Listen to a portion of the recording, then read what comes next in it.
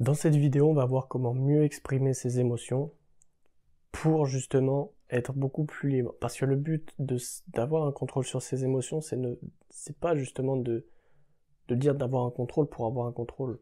C'est avoir un contrôle pour pouvoir être libre, pour pouvoir faire ce qu'on veut sans qu'il y ait de restrictions émotionnelles, sans qu'il y ait de blocage émotionnel, sans qu'il y ait tout ça, de stress et tout ça. C'est faire vraiment ce que tu veux, sans pression, sans manipulation, sans rien du tout. En fait, tu retrouves complètement ton libre arbitre. Le premier point, ça va être de comprendre les 9 types d'émotions qu'il y a. Pour moi, il y en a 9. Peut-être que pour d'autres personnes, il y en a 4, peut-être qu'il y en a 20, peut-être qu'il y en a 15.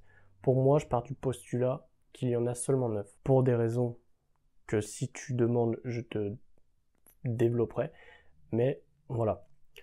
Donc il y a la tristesse, la colère, la culpabilité, la surprise, le dégoût, la peur, la honte, le plaisir, l'intérêt et la tristesse. Après, tu peux avoir un mélange d'émotions qui vont donner d'autres émotions. Et pour moi, ces 9-là, c'est les seuls qui n'interfèrent pas sur le reste. Si jamais tu veux des explications, tu me dis dans les commentaires. Je te ferai alors une vidéo qui est complètement dédiée à ce sujet. Mais pour le moment, je ne vais pas plus rester dessus. Le premier point, c'est de connaître et de savoir lequel de ces 9 émotions se manifeste au moment où elles se manifestent. Ensuite, c'est de nommer l'émotion qui se manifeste.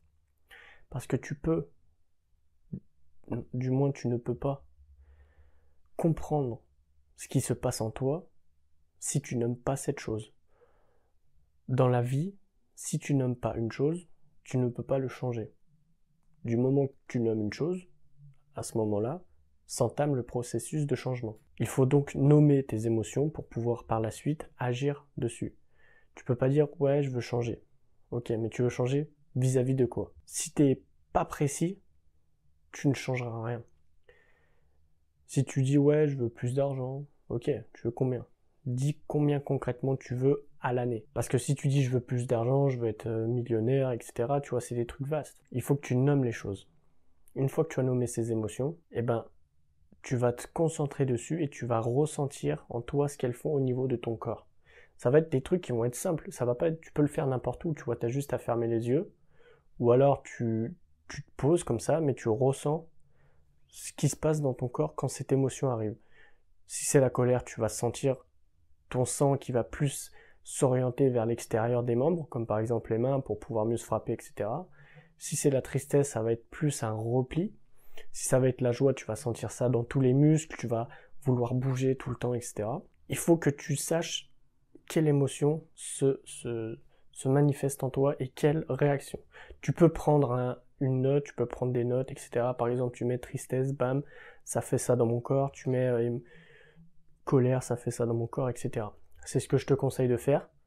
Comme ça, lorsque tu commences à avoir des sensations corporelles, mais tu sais pas encore ce qui se passe, parce que parfois tu peux avoir des sensations corporelles vis-à-vis d'une émotion. Ensuite, ça va déclencher une émotion.